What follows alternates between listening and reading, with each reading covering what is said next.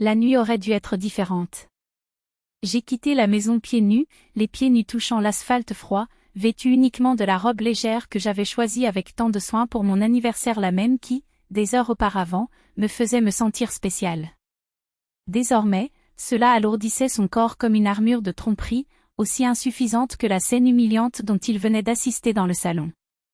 Un homme me serrait la gorge, mais ce n'était pas une douleur physique, c'était la blessure ouverte d'une trahison, la certitude que le jour qui aurait dû être un jour de fête et d'affection s'était transformé en un spectacle de honte. Mon père marchait à mes côtés, silencieux comme une forteresse. Il ne m'a pas serré dans ses bras, il n'a pas dit de mots de réconfort, il n'en avait pas besoin. Sa simple présence était un bouclier, le seul endroit où je pouvais encore respirer. C'est alors que Tania, mon amie de fac, nous a rattrapés à la porte de l'immeuble.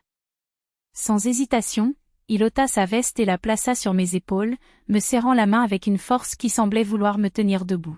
« Votre père est l'homme le plus fort que j'ai jamais connu », murmura-t-il avec une conviction qui ne laissait aucun doute. « Et toi aussi. Même si, pour le moment, tu ne le sens pas. » Nous sommes montés dans son appartement, ce même 2 pièces où j'ai grandi, où chaque recoin contenait des souvenirs, les fleurs bleues sur le mur, l'étagère pleine de livres, la vieille lampe avec son ombre tremblante. Tout est pareil, tout est familier.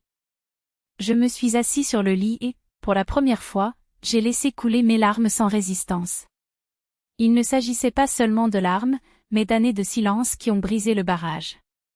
J'ai pleuré pour chaque mot que j'avalais, pour chaque insulte déguisée en « blague » de la part de ma belle-mère, pour chaque fois que je m'annihilais en essayant d'être l'épouse parfaite, la belle-fille obéissante, tout en servant le thé avec des mains serrées. C'est à ce moment-là qu'il est entré, a posé une tasse sur la table de nuit et s'est assis en face de moi. Ses yeux rencontrèrent les miens sans détourner le regard. « Ma fille, dis-je avec un calme qui a calmé la tempête en moi, tu n'es pas obligée de vivre avec quelqu'un qui ne te respecte pas. Pas même si c'est ton mari. Pas même si tu as un enfant ensemble. » Sa voix était ferme, comme une vérité qui avait toujours été là mais que je ne m'étais jamais permis d'entendre.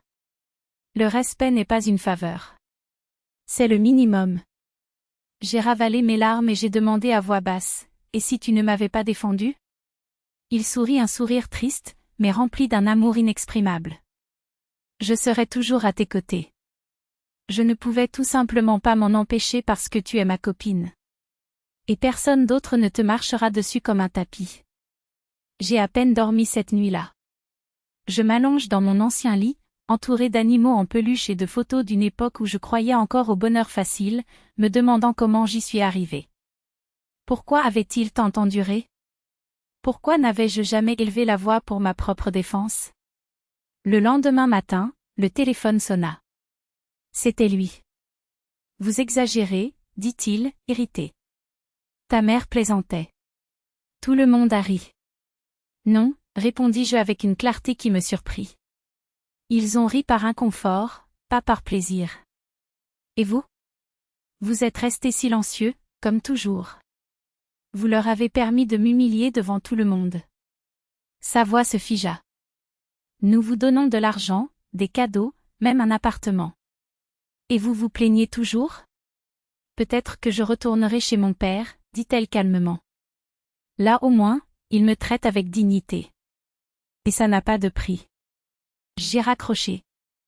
Les jours suivants furent flous. Il n'est pas venu, il n'a pas appelé. Sa mère m'a envoyé un long message accusateur exigeant que je m'excuse auprès des adultes. Je l'ai ignoré. Une semaine plus tard, j'ai reçu des notifications de la banque, notre compte joint était bloqué.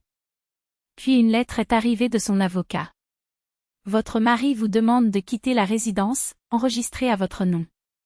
Il me pressait contre le mur, mais quelque chose en moi n'était plus le même. Mon père a pris en charge les dépenses, nous avons demandé le divorce, tandis que les procédures avançaient, j'ai décidé de reprendre ma carrière. À ma grande surprise, mes anciens collègues m'ont accueilli à bras ouverts, comme si je n'étais jamais partie. Je suis retournée au travail, épuisée mais libre. Mon fils a commencé à aller à l'école et pour la première fois depuis des années, j'ai goûté à l'air frais, celui qui remplit vos poumons lorsque vous respirez enfin sans poids. Jusqu'à ce que, lors d'une des audiences, l'avocat présente des documents prouvant qu'au cours des 2 dernières années, mes ressources personnelles héritées de ma mère avaient été utilisées sans mon autorisation pour rénover l'appartement, acheter une voiture et même payer les études de sa nièce. Le tout sans ma signature, mais avec accès à mon argent. Lorsque le juge a lu les papiers à haute voix, il est devenu pâle. Je me suis levée et j'ai dit sans trembler, et tout le temps, ils m'ont traité de parasite, de quelqu'un qui vit de leur côté. C'est drôle, n'est-ce pas? C'était mon argent. Je n'ai pas seulement gagné le procès. J'ai retrouvé mon estime de moi. Et alors que nous quittions le palais de justice après la sentence finale, il m'a tenu la main et m'a murmuré, « Tu as changé. Tu es une femme maintenant. Mais tu seras toujours ma fille. » C'est alors que j'ai compris, je n'étais jamais seule. Il me fallait juste avoir le courage de partir pour enfin commencer à vivre.